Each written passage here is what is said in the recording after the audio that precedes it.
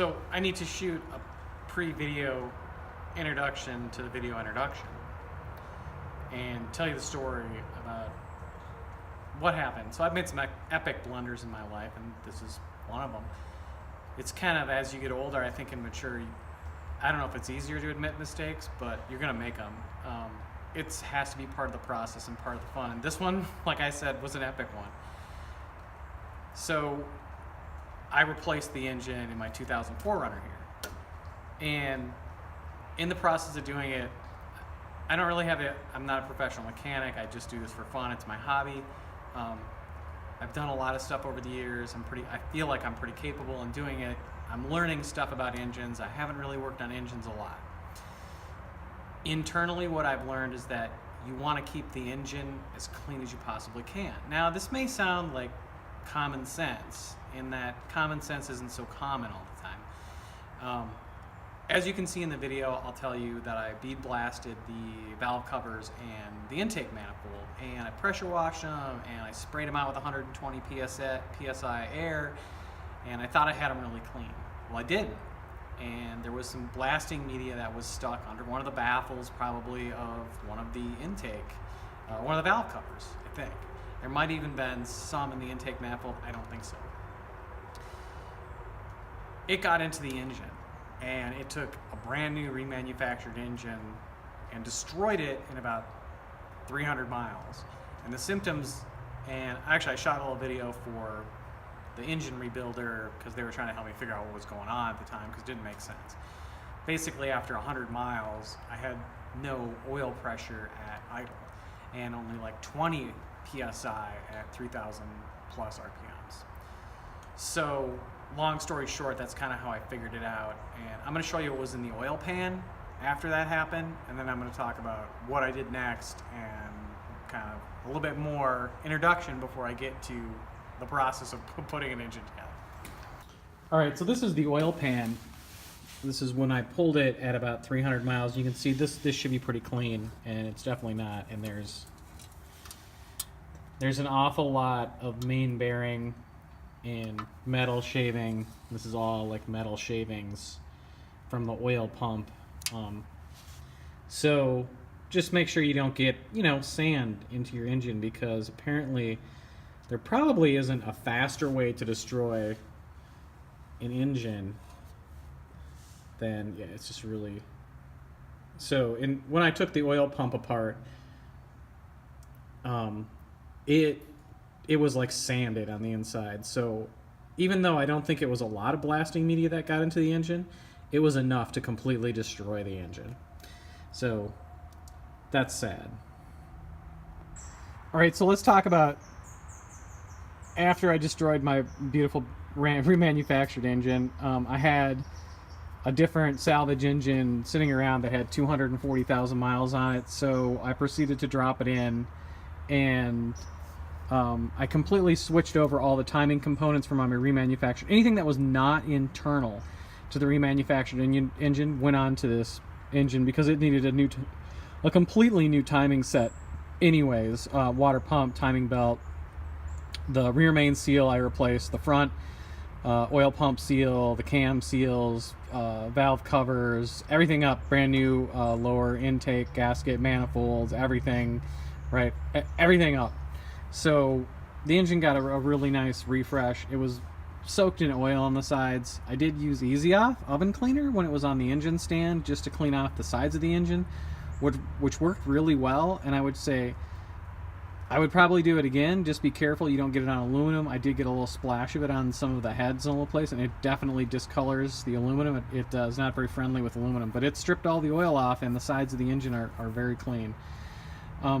So after about 1,200 miles of running this engine, with the supercharger on it, with the medium-sized pulley, this one's like 2.0 diameter, I think, something like that. I think it says it right on there. Yeah, 2.2, sorry. 2.2. And I don't know if you can, I'll have to grab a flashlight. With the Doug Thorley headers on there, it runs really well. I'm not getting any codes on it, but like I said, I'm only 1,200 miles into it, so I guess time will tell. Based on the number of miles, like I said, 240,000, I wanted to check out the compression. So I I went for a drive about 30 minutes and got the engine nice and hot, and came back and compression tested all the cylinders. Take off the resonator so I can get the plugs and ignition coils on this side. And I took the ignition coils all off and disconnected the fuel pump. I know you can floor it, but I would just rather be able to, when I'm doing it by myself, I'd rather be able to just, it's easy to disconnect the fuel pump. Anyways, so when I ran the numbers, and I'll show you what I got, it was kind of interesting, disappointing as well, maybe a little bit. There's 2 columns, dry and with oil. So the factory service manual suggests that you can dump a little bit of oil into the cylinders to maybe give you a little more information about why the compression is low. It could help you understand whether it's the cylinder head or the actual valve, or the valves, the cylinder walls, or the rings, piston rings. So this one really stuck out. 140 is pretty pathetic pressure. Dry 210 is crazy. Kind of would be really nice if they were all 210, but they're not. Probably indicating that the cylinder, the piston rings and or the cylinder wall are damaged in some way. I think these ones are fairly close.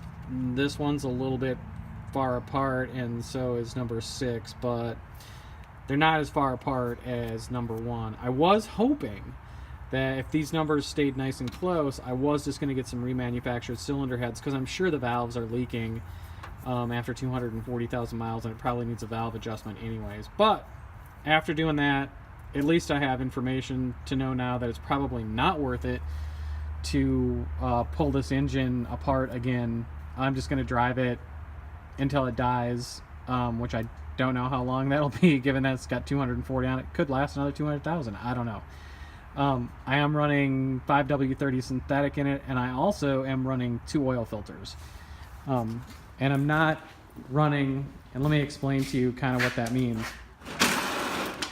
Here's my poor remanufactured engine. On this, is the oil. If you know and you change the oil, right, this is the side that Toyota puts the oil filter on. This is the side where Toyota puts the oil cooler. So right now, I live in Minnesota. It's pretty cold out. It's in the fall. I'm not gonna drive. I don't drive my truck once it snows because they salt the roads and it eats your truck. But I'm gonna leave the oil cooler off and run another oil filter. All you have to do is purchase the Union, which is there's a center section which is missing because I'm using it, and put it in there, and you can run 2 oil filters. It is kind of a pain to get at the back oil filter, but it's not impossible. It's not any harder than putting an engine in or taking an engine out.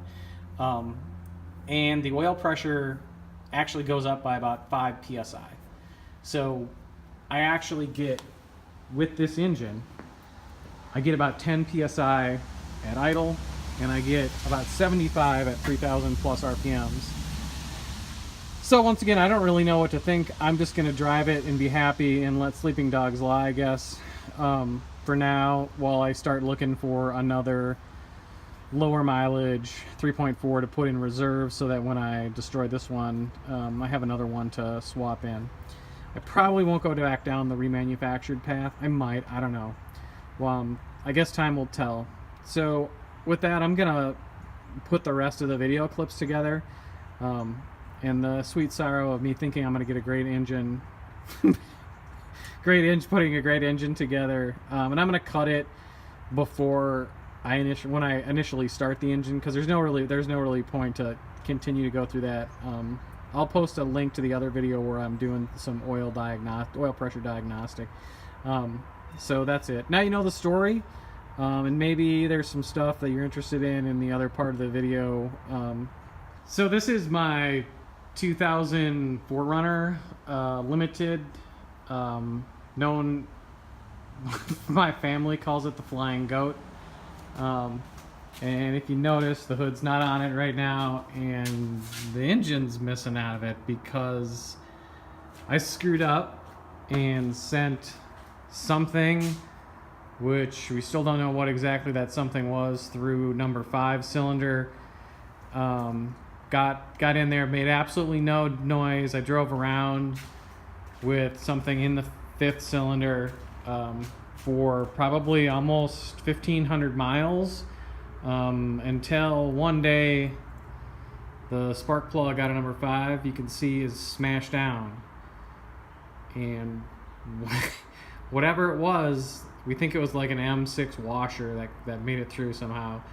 And once it smashed the electrode down on the spark plug, then it loaded up the cylinder with fuel and gave me a misfire code, and then shot the stuff back up into my supercharger, which then sounded like a gumball machine.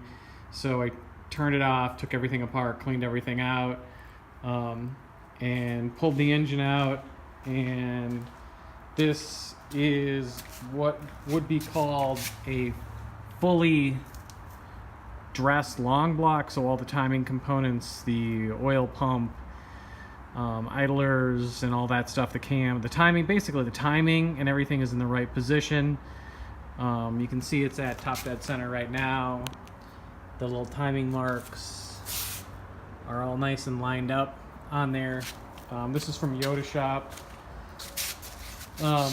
You can see they do a really nice job. Everything is sandblasted off and clean. Everything looks nice and new, and it's painted and greased up with startup grease on there. That's something that's called, I guess, I don't know.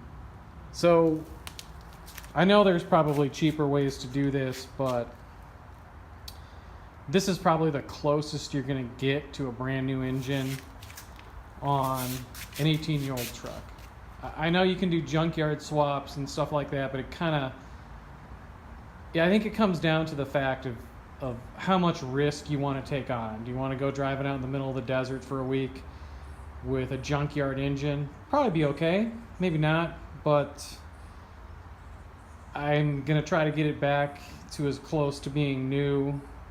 So they overbore the pistons by the next largest size, which is really close. So it's got new pistons in it. It's all cleaned out, total new bottom end. So I'm going to get that engine over here off of the engine stand and get this guy up on the engine stand.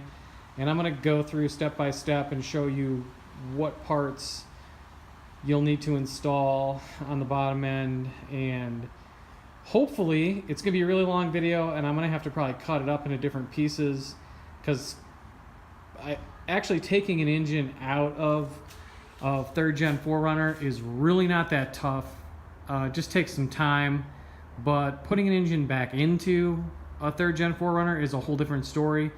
So I'm going to try to film everything I possibly can. I'm not going to film valve covers and stuff like that. I'll show you intake manifold and knock sensors and stuff like that, but there's a lot of other videos out there for timing belt and all that stuff, so I'm not going to film any of that stuff, but I will try to film every step of putting the engine in and getting it hooked up and trying to torque those crazy transmission connections underneath there with 5,000 feet of extension on it and stuff.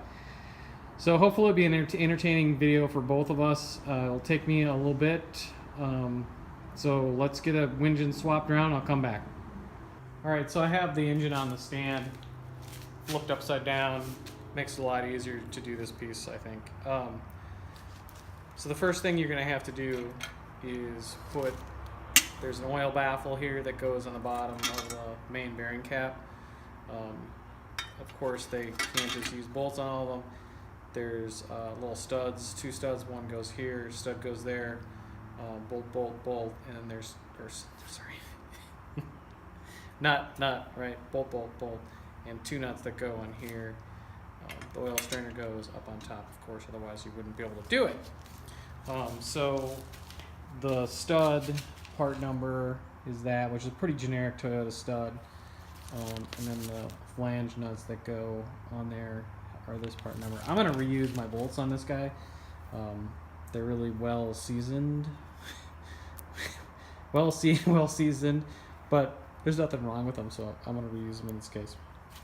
And then I am going to blue Loctite everything down here, and the torque spec on these guys is pretty light. Factory service manual gives this torque spec of like 66 inch-pounds, which turns out to be about 6 foot-pounds.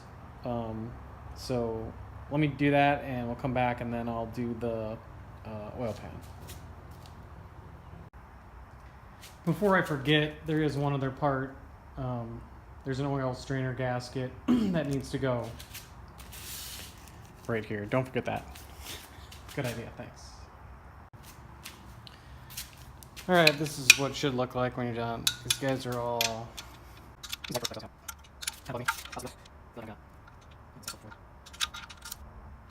Oil samples are a little weird in here. This one kind of weird. I'm just gonna clean this up. It's a little greasy. And put some dip on there and actually sandblast it in. We can get the oil pan so it looks all fancy and new. Alright, it's day 2 of the hostage situation here in the garage. We're going to work on cylinder block and oil cooler stuff next. Crank position sensor, and oil pressure switch. I just did the crank position sensor, just a little 10mm, little blue thread lock on there. It's really light torque spec, so I don't have torque wrench, it's just going to fit in there anyway. So the oil pressure switch is a 24mm, and they call out 11 foot-pounds. And they do say to put, and I'm just going to put a little bit, they show putting just a little teeny bit of compound on this in the factory service manual. So make sure you don't plug the sensor hole, because that would probably defeat the purpose of it. It goes right here.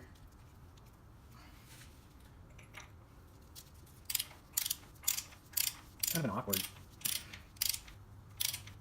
guy going in, but it's a really light torque spec. Right, all sort of. So that guy's good. All right, let me set up for the oil cooler. I'm gonna move the tripod around, and we'll do the other side. And then we'll do the thermostat. I'm a 6 o'clock jiggle position kind of guy. All right, the engine oil cooler. Engine oil cooler looks like this. There's 2 gaskets that you need to replace on this guy. There's a little notch, or a little high spot here on the engine, like a rib. And the engine oil cooler has a little notch on it, and that notch goes over that. Here's that big O-ring. It does call for, so I just put a little engine oil, a little Castrol on this part. So that larger O-ring, the part number on that guy is this. The smaller O-ring, which I just took it off, this is the old one. It has like a rubber on the inside, and it's almost like it's copper around it, I think, so maybe like a crush washer. And it just sits right here. You can see it's kind of flopping around, and it calls to put engine oil on both the threads on both sides of that. When did we get that? The smaller washer part number is that. So, and the torque spec I believe is 43 foot-pounds on this guy. So I'm gonna start it. Make sure he's on there. Make sure that internal washer doesn't get bound up. We're set up at 43.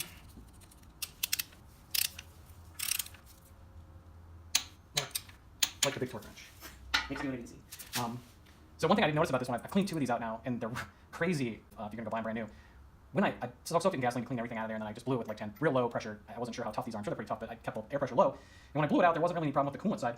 But when I blew it out on the inside, I got little pieces of RTV out of there. And I think what happens is people get too much form-in-place gasket on the oil pan, and those little pieces of RTV get in there and start plugging up the oil cooler. I'm sure the oil cooler, is really tough, and it can withstand that kind of stuff, but just mental note, less is more, I think, on oil pans. I know this engine in this truck is such a huge pain to do. You got to pull the engine out, basically, do the pan, and everyone freaks out, so they gob RTV on the bottom. Well, that's getting into your oil cooler, which, there may be a reason why things overheat at some point.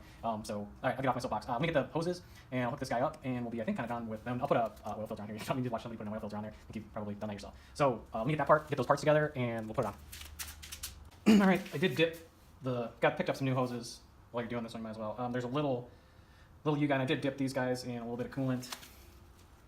So they should go on nice and easy. I'm hoping that it's okay to put this one on first and this one on second.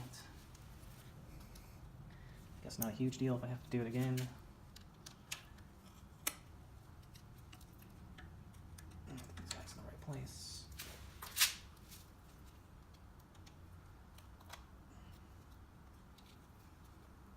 Nice and tight.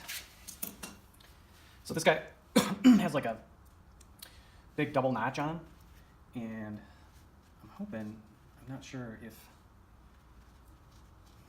I think the union, I hope I'm right. I think this guy goes on this side with the big one, if I remember right. And then this guy goes here. Yeah, this guy's right.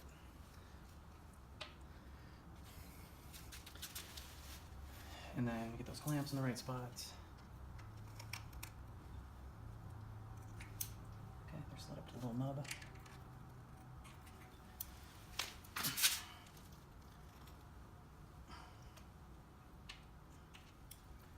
You wonder why these little clamps are always in the most inconvenient locations.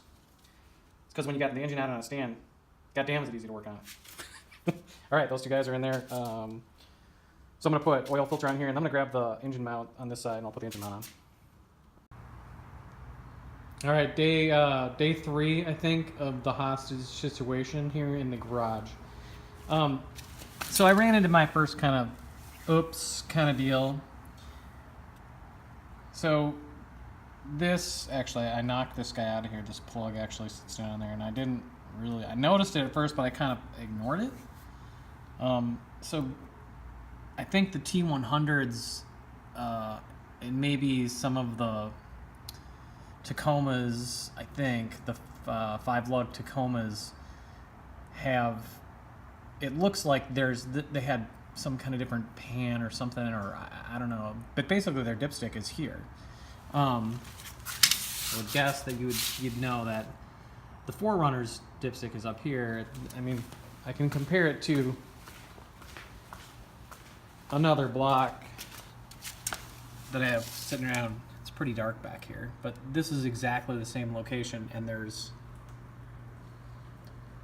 absolutely no plug in here that you could knock out or reuse or anything. There's just nothing here. So I'm really not used to seeing it. So that's why I kind of, I don't know, maybe I ignored it at first, but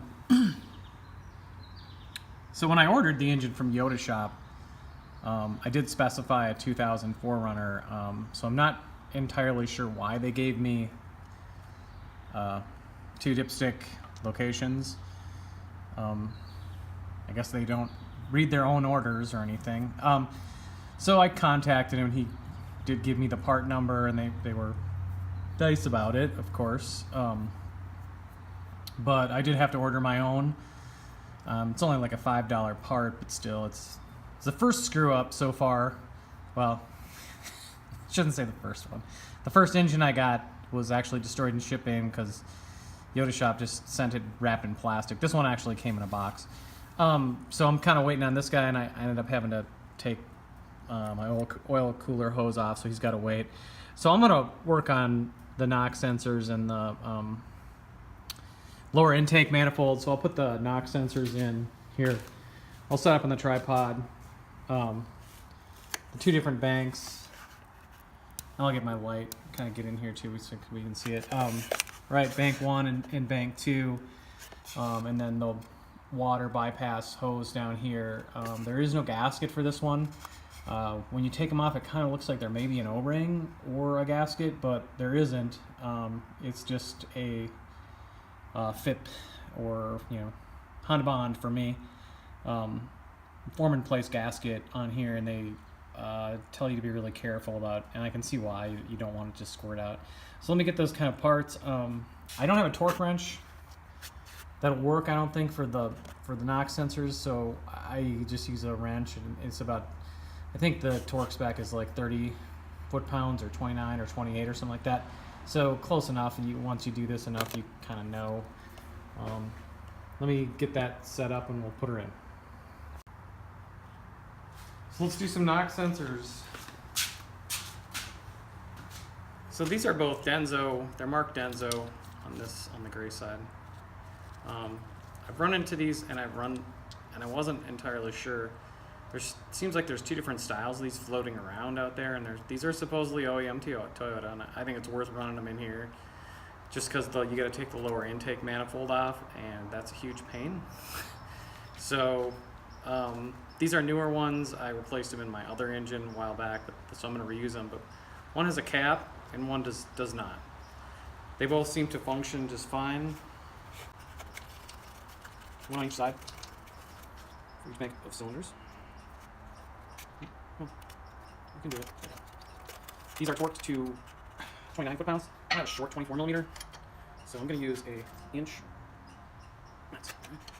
This is just an old Pebble Beach Plum 1 and a 16th, or model 1, 2, 3, 4.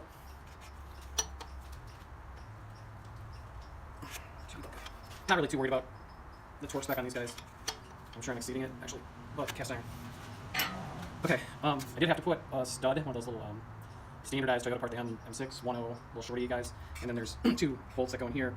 I'm going to clean this off with some mineral spirits, and the end of the water bypass guy looks like this.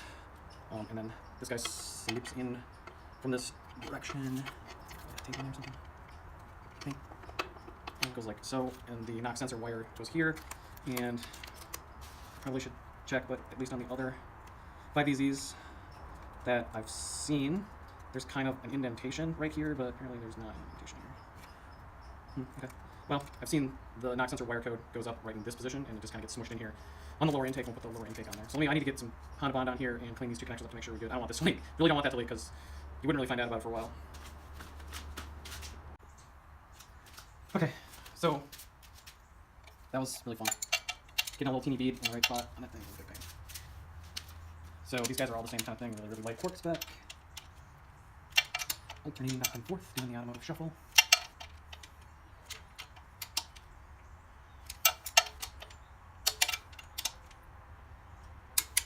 Good deal. Good deal. And then, like I said, knock sensor wire harness goes down here, like so. It's up there. Motor, huh? Got the new motor. Filming a video. Alright, we're back in action. Time for the lower intake. Knock sensor, at least on the other ones I've done, is run up through here. Gaskets are down. Okay. God, this is way easier on engines. Right now, bolts are kind of weird. I remember they're longer. So I always keep stuff together in here. I think it probably calls for lower intake stay to go first, but we would sequence events here. So, right, goes like this. Just 2 bolts that go on either side of this guy.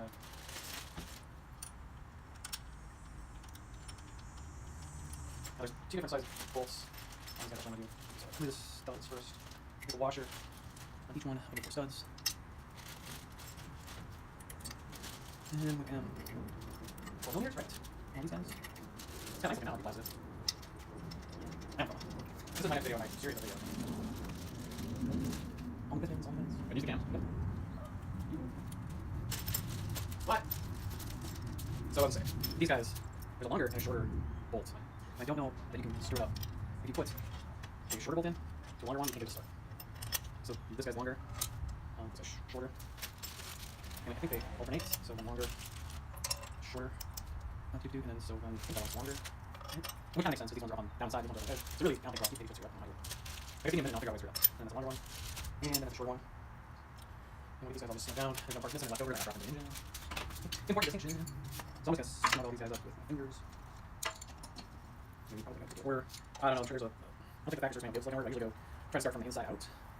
At least that's what I was taught at one point, that and stuff like this you always start from the inside, alternate sides. I'm not entirely sure why it would be like that, but at least that was thinking from somebody's point of view. Maybe less chance for it to work or something, or if it's work or something, so connection. No idea. So like I said, these are all torqued down, so it's like super fascinating footage.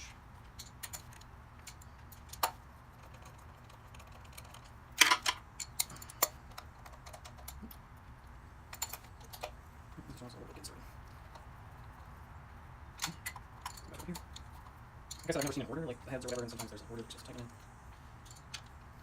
And all these are 13 foot-pounds, torque wrench, torque wrench.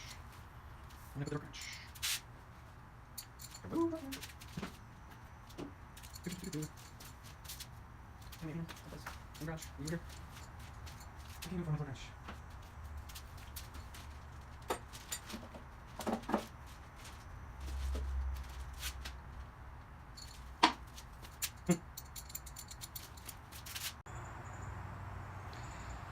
All right, day 5 of the hostage situation. I skipped day 4. My parents came to visit, and my dad wanted to chat while I was working on the engine, so I didn't really want to film that.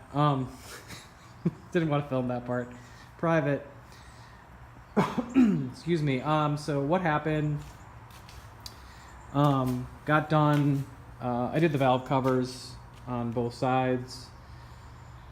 There's lots of videos out there for valve covers. You can see I've kind of started Also, there's a little blue mark, and you'll see all those blue marks. So once there's a blue mark on a bolt, I know that I've torqued them to specifications. So because there's a lot of things to torque down when you put the engine back together. Put new exhaust studs in. The exhaust gaskets are just hanging there for right now. I'm kind of stuck on this side of the engine until I can take care of the stupid plug. What else? I also ran the heater bypass stuff. This one always kind of trips me up. I have to go look back at it, so hopefully I can look at this video. So off the intake manifold, this guy, and I've been kind of color coding stuff now. So off the intake manifold, you can see there's an orange guy here. And this guy is the guy who comes off and has the valve assembly, and then he's also orange up here and orange here. So if we look at the truck, I also color coded up here.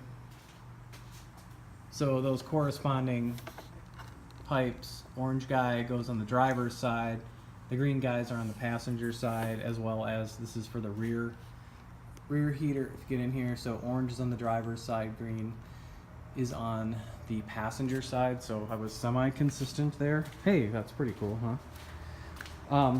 So then these guys are marked out in the same way. That one from the intake manifold through this valve assembly that is controlled by the climate control thing. So that guy goes there, orange guy, right, comes off that on the driver's side. And then the one from the water bypass is marked green, who then goes into the heater core and into the rear heaters. Also got the, of course, you got to do cam plugs before you can do valve covers, so the cam plugs are in there. You can see a little bit of squeeze out from the Honda bond that's in there. What else? I'm not 100% sure if I remember. And I'll have to tighten this guy and torque him, but this is the ground, or a chassis ground. I think it goes here. It could go here. I can't remember. I'm not sure if it really matters. It probably doesn't, whether it goes here or here. Both places. It could go both places. On this side, also exhaust studs are in. 3 bolts. I need to put the AC bracket on. One other thing I've kind of run into, you can see there's a tap right here, and I don't know if we can see inside one of these holes or not. Probably have to get the light. It's pretty rusty and there's paint in there, so I've had to chase these guys out with and most of these are M10 125s.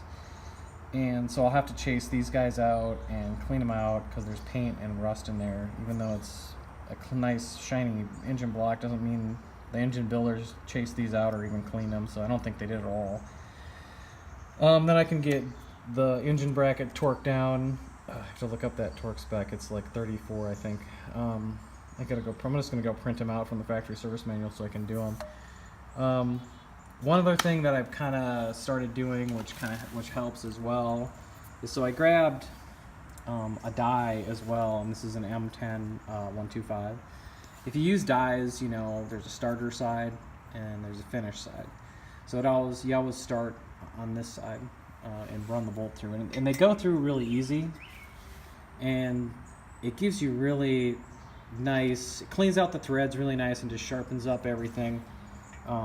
So, you know, and they're not really bad, and these bolts are in pretty good condition, but they're dirty and there's some dings on the threads, and you run them through the die, and it makes them really nice really nice and good again. So when you go to actually torque it down, you're hopefully going to get a little more accurate. So also maybe a helpful hint, get yourself probably an M610, an M8 125, and an M10 125. If you're going to do some engine work, it really helps to clean out and chase threads and make sure everything's really good. You might as well do it now. If it's bunged up now, it's just going to keep giving you trouble, and then at least you're going to find out if you got to helicoil it, and now's the time to do that kind of stuff too. But so far I haven't had to helicoil anything. I'll have to get these guys, I need to chase these guys out too. They're a little tight. So let me get that down, and this stuff is really not that interesting, I don't think, from an engine assembly point of view, just where the brackets go and torquing the bolts down. You just got to go through all that stuff. One other thing, so this is kind of my reference engine that so I put the did have this stripped all the way down, but I put the headers and the crossover pipe back on this guy because, let's take a trip over to Doug Thorley land. These are some Doug Thorley headers that are going to go on the same engine. So I wanted to get, they're a little bit different than this, and the clearances you can see on the crossover pipe, it's tucked in here pretty nice, and because of the way that ball connection works on the back of the Doug headers, these connections right here are pretty variable, and you can really move that stuff around a lot. So there's kind of a lot of different options there. So I wanted to make sure I had a reference one if I can get this as close to the stock location as possible. Hopefully I won't have to do any bending on the transmission fluid check level stick, the dipstick, the transmission dipstick. So I'll film that whole part when we get these guys on, so you can see what that looks like and how much of a pain that is. And then I can get the front O2 sensor, or the air fuel mix sensor as they would call it, hooked up. What else? So yeah, let me chase those threads down, and it's really not that exciting, and clean the bolts up. It's just general work and stuff. One other thing that I kind of ran into, so let me switch hands so you can see this. Let me get in some light. So I have two. This is a brand new exhaust stud. It comes with red locker on it, but the threads are really nice and sharp. The end's really nice and sharp. So Yoda Shop sent me the engine with, I think they're just the old, you can see the top of it's really kind of bunged up and stuff. There's still traces of red thread locker on there, but I don't know why you'd send it back with these. Maybe to protect the, I don't know. I really don't know. I couldn't use these, so I did get new ones and put them in. They're not super spendy, but another kind of annoying thing. You have to run them out and then go clean out those particular holes and then torque these guys to spec. So more stuff to do. All right, let me see if I can get prepared all the way down. Next thing is probably to get to get the plug in the engine, and maybe I'll film that, maybe I won't. Just really, you just tap it down in there. So I don't think it's gonna be super interesting, but I'll for sure shoot the headers and getting those adjusted and stuff. And so yeah, all right. Stay tuned. Check out part 2, where there's more exciting sounds like this.